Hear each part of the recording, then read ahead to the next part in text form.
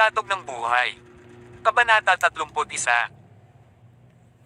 Naiisip ni Alex, kung alam mo na ako ang boss ng libo-libong miles conglomerate, hindi mo sasabihin iyon. Gayunpaman, ngayon ay hindi pa oras upang maihayag iyon. Dagdag pa ni Dorothy, inaasahan kong maglaan ka ng oras upang isipin ang tungkol sa nais mong gawin sa hinaharap. Ikaw ay isang buong may edad na at wala ka ring ginagawa sa iyong buhay. Alam ko ang sasabihin mo na kailangan mong alagaan ang iyong ina. Ngunit maaari kang palaging umarkila ng isang tagapag-alaga, hindi ba? Kumuha ka lang ng trabaho o maaari kang magtrabaho sa aking kumpanya. Sisiwit. Si Alex ay inilagay sa isang mahirap na lugar dahil ayaw niyang iwan ang kanyang ina sa mga tagapag-alaga. Gayunpaman, sa ilalim ng sulyap ni Dorothy, tumango siya. Okay, iisipin ko ito. Kinaumagahan, sumakay si Alex kay Dorothy papunta sa paliparan sa kanyang sasakyan. Nakilala niya ang ilang mga kasamahan doon habang sila ay dadalo sa isang eksibisyon sa Block City. Pagkatapos ay umuwi si Alex sa bahay. Sa pag-uwi, nakatanggap siya ng isang tawag. Ito ay mula sa Cheryl. Alex, kailangan mong pumunta sa ospital ngayon. Tungkol ito sa iyong ina. Alex gasp, ano ang nangyari sa ina? Seryoso ang sagot ni Cheryl, mag-uusap kami pagdating mo. Naramdaman ni Alex na mahigpit ang kanyang dibdib. Agad siyang sumugod sa ospital ng mas mabilis. Napagtanto ni Alex na lumala ang kalagayan ni Brittany.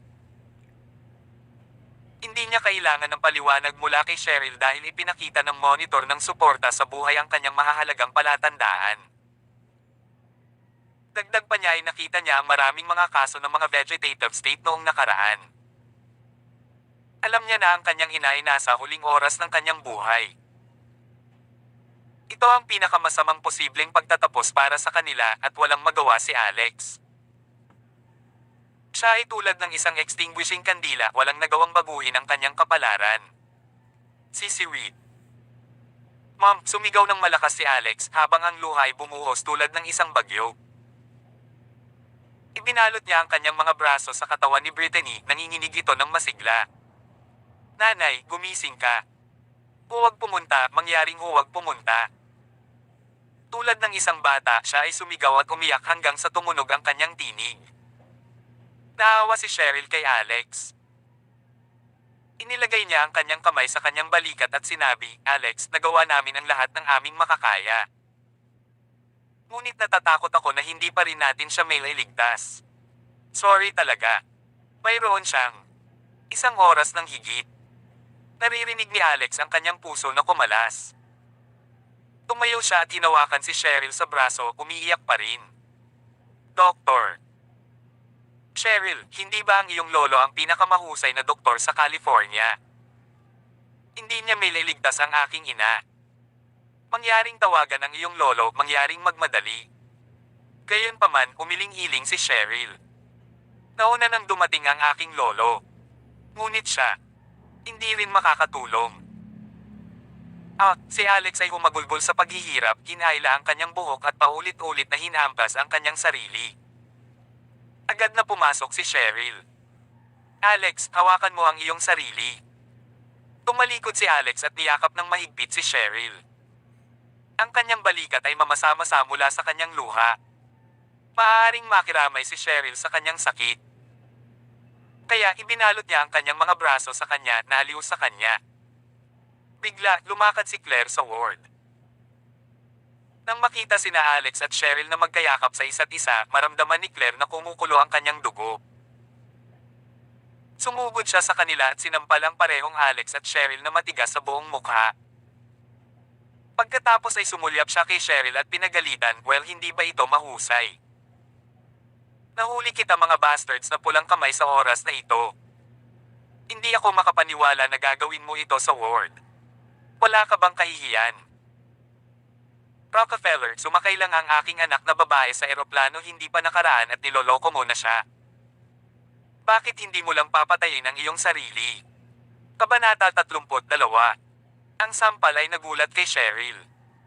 Ginawa nitong sumunog ang pisngi niya. At ang pinakamasama bahagi ay ang sinabi ni Claire. Alam ni Cheryl na siya ay walang kasalanan, siya ay isang doktor lamang, wala nang iba.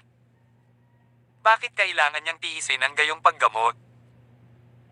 Ang malakas na pagsigaw ni Claire ay nakakuha ng pansin ng maraming mga nurse at pamilya sa ospital. Naiinis si Cheryl. Mangyaring isipin ang iyong mga salita, madam. Mangyaring huwag mag-spout ng gayong kalokohan. Si Claire ay isang sobrang init na babae, ang uri na humawak ng sama ng loob at maghiganti. Ibinalik niya muli ang kanyang kamay, sinampal si Cheryl sa buong mukha. Hindi man ito maiiwasan ni Cheryl. Sumigaw si Claire, basag siwit asterisk T. Isipin ang aking mga salita. Kahit sino ay malalaman na ikaw ang dapat mag-isip ng iyong mga salita. Pag-aaral ng asawa ng ibang tao tulad ng si Richard asterisk T na ikaw at kahit nayakap sa publiko tulad nito. Bakit hindi mo lang inamin na maging isang walang kahihiyan si Richard asterisk T? Nakita ko ang lahat. May laway pa sa iyong damit. Hindi ka pa hubad. Lahat ay nakatingin sa kanila ngayon, mahina ang chismis. Sobrang nag-trigger si Cheryl na parang sumabog sa galit. Si Alex ay nasa isang madilim na sandali pa lamang. Ngunit siya ay bumalik sa katotohanan at hinayla si Claire. Ma'am, huwag akusahan si Doktor. Cheryl, wala kaming ginawa. Ako. Nalungkot lang ako at gusto ko ng yakap. Malungkot at nais ng isang yakap. Kaya sinasabi mo na matutulog ka sa kanya kung malungkot ka, ha? Sabi ni Claire. Bigla napansin niya na ang pag-ibig sa isang kwintas na nahulog na lungsod ay nakabitin sa leeg ni Cheryl. Nagdilim ang ekspresyon niya. At kung sasabihin mong hindi ka nagdaraya, ano ang suot niya sa kanyang leeg noon? Nagsinungaling ka sa akin kahapon. Sinabi mong ibinigay mo ito sa isang 5 taong gulang na batang babae. Ano iyon? 5 taong gulang ba siya? Nagselos ka at nakatira ka sa amin at narito ka pa rin na kumapit sa ibang babae. Anong klaseng tao ka? Si Alex ay wala sa mood na mag-away. Sumigaw siya ng mga namumula na mata, maaari mo bang itigil ito mangyaring? Namatay na ang nanay ko, namamatay na siya. Hindi mo ba nakikita? Dinala niya ang kanyang mga kamay sa kanyang mukha at pinunasan ng luha. Lumingon si Claire sa Brittany. Kulang sa pakikiramay, siya ay nasa mabigat na kalagayan, mas mahusay siyang patay. Hindi siya naiiba sa pagiging patay ngayon. Ano ang sinabi mo? Pinangahas ko na sabihin mo ulit. Oo naman, sasabihin ko ulit. Sinabi ko dahil mas mahusay na patay ang iyong ina, hindi siya magiging pasanin noon. Sa malakas na smack, sinampal ni Alex si Claire sa buong mukha niya. Si Claire ay labis na nasaraan ng kanyang mga aksyon. Sumabog siya sa galit, nakalusot upang labanan si Alex. Bastard ka! Gaano kakatapang sinampal ang iyong biyenan, piraso ka ng basurahan. Dadalhin ka ni Karma para dito. Dapat lang mamatay ka kasama ang iyong ina. Kukunin ko na ang aking anak na babae na hiwalayan ka sa sandaling siya ay bumalik. Hindi kita papayag at magkaroon ng iyong walang utang na loob na asno sa ilalim ng aking bubong. Umalis sa aming buhay. Kinagat niya si Alex na bumubuo ng mga laceration sa kanyang katawan. Ang dugo ni Alex ay pinakuloang sa galit. Pinatong niya siya sa dingding at ibinaba ang kanyang kamao patungo sa kanyang direksyon. Sigaw ni Claire sa kakilakilabot. Sa malakas na pagthud, napagtanto niya na ang suntok ni Alex ay nakarating sa dingding. Itinulak niya agad si Alex, tumatakbo para sa kanyang buhay. Ang mga knuckles ni Alex ay dumudugo ngayon ng labis, ito ay isang kakilakilabot na paningin ng gory. Bigla siyang nakaramdam ng manhid at bumagsak sa lupa na may nasasaktan na ekspresyon. Si Riri. Ang dugo ay dumadaloy sa itim na singsing na suot niya, ngunit walang napansin. Isang madilim na ilaw ang lumiwanag sa pamamagitan ng singsing at pinasok ang katawan ni Alex sa isang flash. Si Alex ay maaaring makaramdam ng matinding sakit sa kanyang ulo. Sumigaw siya ng malakas habang ang sakit ay napuspos ang kanyang kamalayan. Ano ang mali sa kanya? Nahihina ba siya sa pag-iyak ng sobra? O ano ang isang awa, si Alex ay tulad ng isang filial na bata. Lahat ay nagchat sa likuran. Hindi nila matitiyak na makita ito ni Alex dahil alam nilang lahat kung anong uri ng tao si Alex. Tulad ng tungkol kay Claire, walang naniniwala sa alinman sa mga akusasyon na ginawa niya. Alex. Alex. Nagmadali si Cheryl kay Alex at lumuhod sa tabi niya. Hindi siya gumagalaw. Pagkatapos ay hinikayat niya ang karamihan na bigyan sila ng ilang puwang at dinala siya sa isang kama sa tulong ng ilang iba pang mga nurse. Ang isa sa mga nurse ay nagtanong, "Doktor Coney, anong nangyari sa kanya?" Sumagot si Cheryl, maaaring hindi niya matanggap ang kapalaran ng kanyang ina. Hayaan na lang natin siyang magpahinga dito para sa isang habang. Si Alex ay nasa isang walang malay na pananaw. Ang kanyang kamalayan ay tila pumasok sa ilang kakatwang espasyo. Isang malabo na figure ang lumitaw sa harap niya at bumulong sa kanyang tainga, "Ako si Blaine Rockefeller, ang Diyos ng Medisina, ang iyong ninuno." "Ano? Diyos ng Medisina? Hoy, hey, ano ang sinasabi mo? Anong ninuno?" Nagulat si Alex. "Nakasuot ka ng itim na dragon singsing at mayroon kang dugo sa iyo." "Paano ako hindi yung ninuno?" sabi ng boses. Ang itim na dragon singsing ay isang bagay na iniwan natin sa ating mga inapo. Sa iyong dugo, binibigyan kita ng isang pagkakataon ng isang buhay. Ang Ultimate Book of Medicine. Sa hininga ng mga Diyos, ikaw, bilang aking kahalili, ay upang mailigtas ang lahat ng mga nagpadala na nilalang mula sa pagdurusa. Anong mga kasanayan? Si Alex ay bahagyang naibalik, ngunit isang malaking halaga ng impormasyon ang sumugod sa kanyang isipan bago pa man siya makapagreaksyon. Maaari siyang makaramdam ng isang malakas na lakas ng enerhiya na dumadaloy sa kanyang buong katawan. Naramdaman ni Alex na parang napapaligiran siya ng tubig sa karagatan. Sisiwit. Bigla, may nakatitig na sakit sa kanyang ulo. Tumayo siya mula sa kama na may hiyawan. Inaplos niya ang likuran ng kanyang ulo. Naramdaman niya na parang may kakaibang panaginip lang siya. Gayunpaman, napagtanto niya na talagang natanggap niya ang Ultimate Book of Medicine. Holy Sisirit Asterisk T, totoo ba ang lahat? Nagbulang-bulungan si Alex sa kawalan ng paniniwala. Tama, ano ang itim na dragon na singsing ng taong nabanggit? Maaari bang maging singsing na ibinigay sa akin ng tatay? Agad niyang hinanap ang kanyang singsing at napagtanto na nasira ito. Kabanata 33. Banal Sisirit Asterisk E. Sinaliksik ni Alex ang kanyang isip, literal na naramdaman tulad ng isang libro. Ang mga pahina na dumadaloy sa sarili nitong bilang ang malawak na dami ng impormasyon na naayos at ipinakita ang kanilang sarili. Tradisyonal na gamot, bruha ng doktor, voodoo, mga anteng-anteng kahit na nakapagpapagaling martial arts. Ang lahat ay dumating sa kanya lamang ng isang sulyap ng isang mata na nalulula ang kanyang mga iniisip. Nakaka-relax ang katawan ni Alex nang maramdaman niya ang mainit na kurso ng enerhiya sa pamamagitan ng kanyang katawan. "Alex, Alex." Tumunog ang tinig ni Cheryl sa tainga ni Alex na snap siya muli sa katotohanan. Umurap siya. Doktor Coney, nasaan ako? Nasaan ang nanay?" Sumagot si Cheryl, "Alex, nanghina ka lang." Noon lang isang nurse ang sumugod. "Doktor Coney, ang pasyente na Brittany Rockefeller ay tumigil sa paghinga." Nagmadali ang lot patungo sa ward ng Brittany. Nakita ni Alex ang kanyang ina na nakahiga pa sa kama, ang kanyang mukha ay mapatler bilang isang sheet at ang ECG sa isang tuwid na linya. Lumapit sa kanila ang isang doktor, nanginginig ang kanyang ulo. "Nanay! Oh nanay!"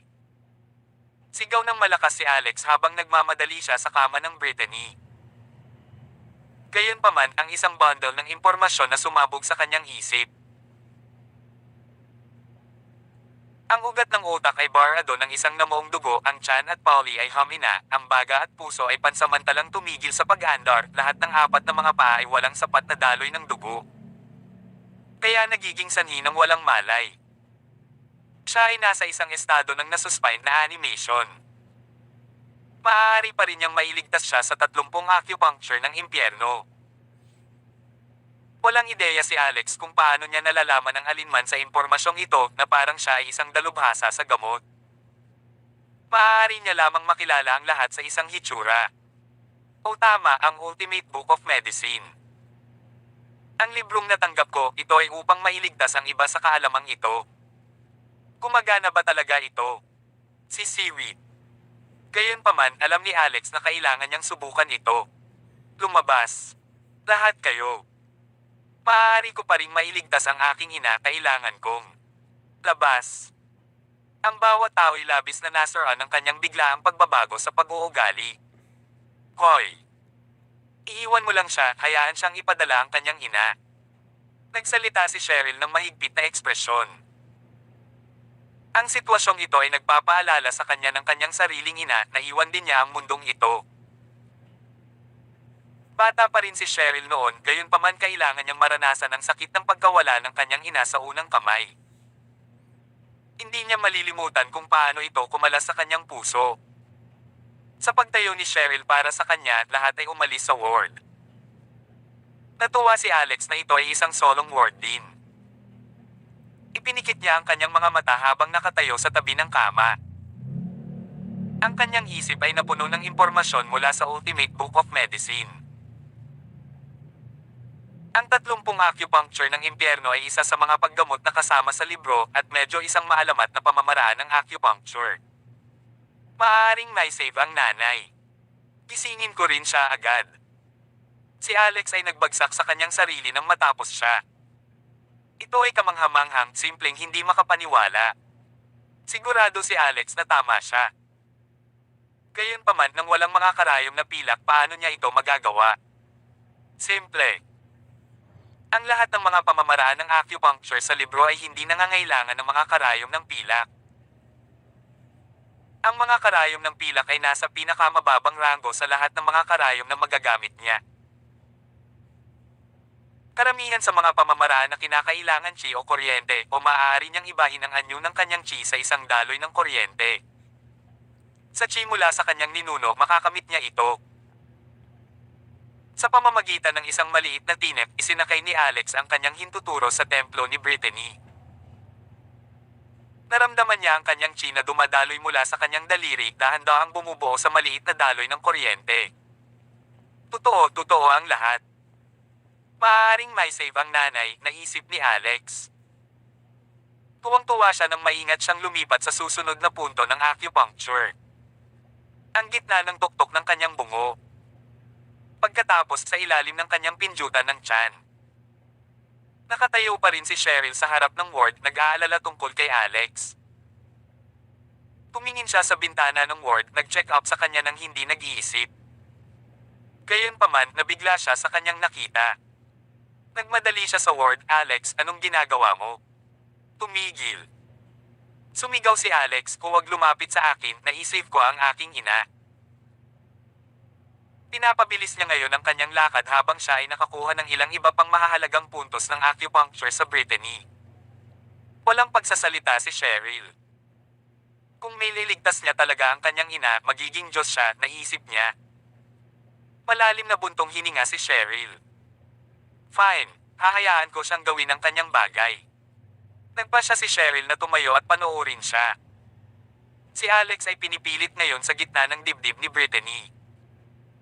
Gamit nito, ang 30 acupuncture ng impyerno ay nakompleto.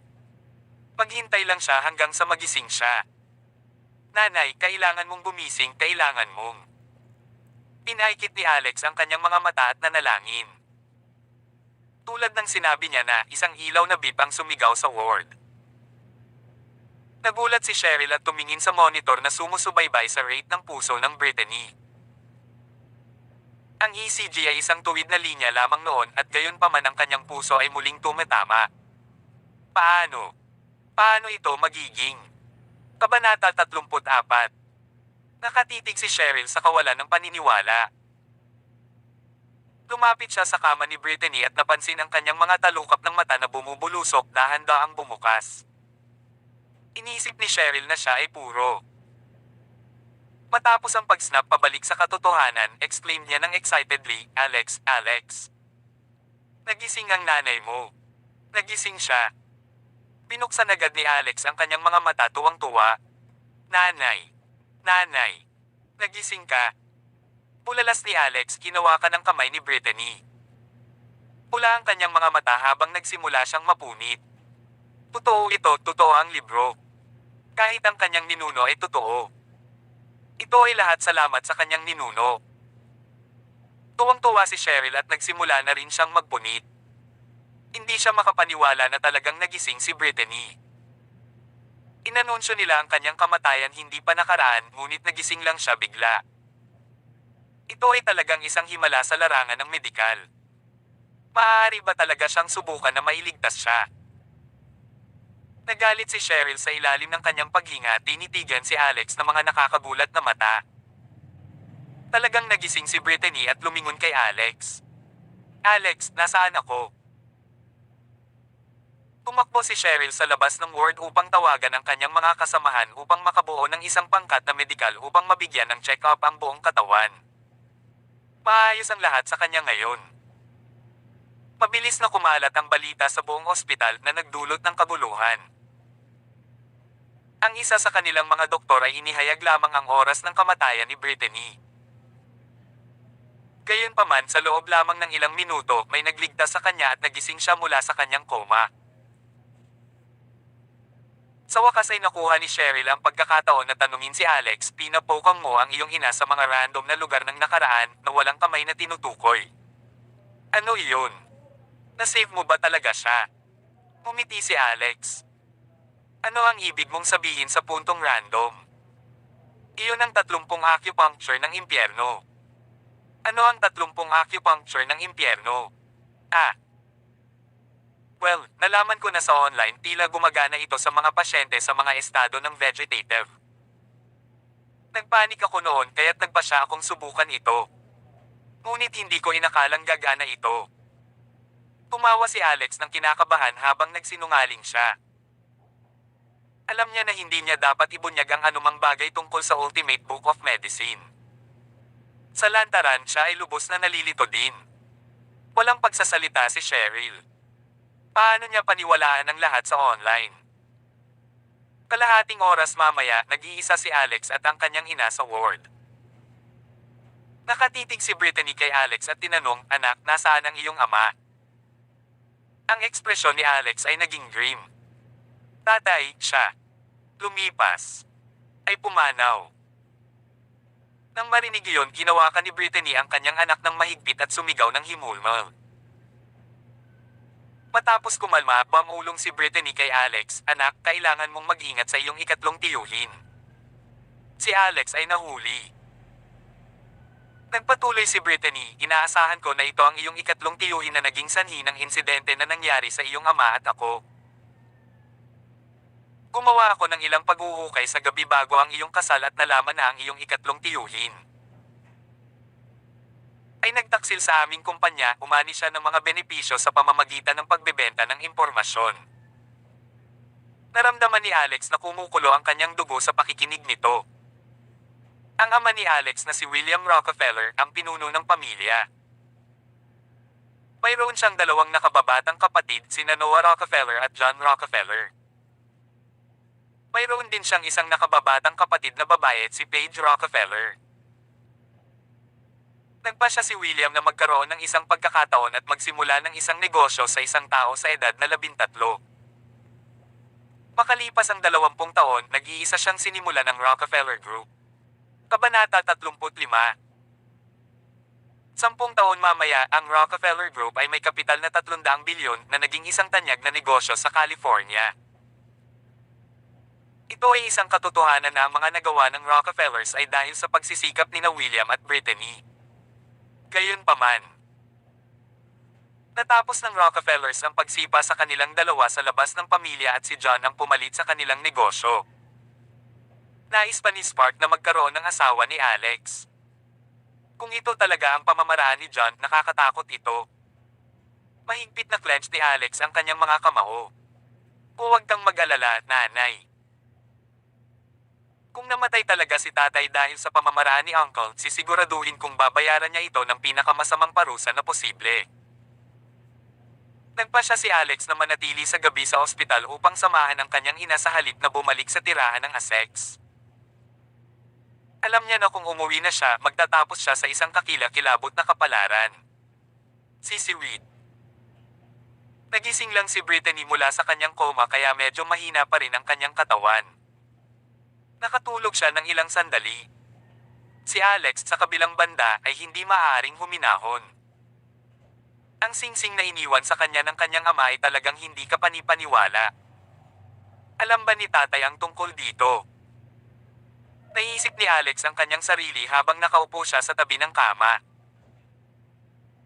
Maaari pa rin niyang makaramdam ng isang malakas na daloy ng enerhiya na dumadaloy sa buong katawan niya.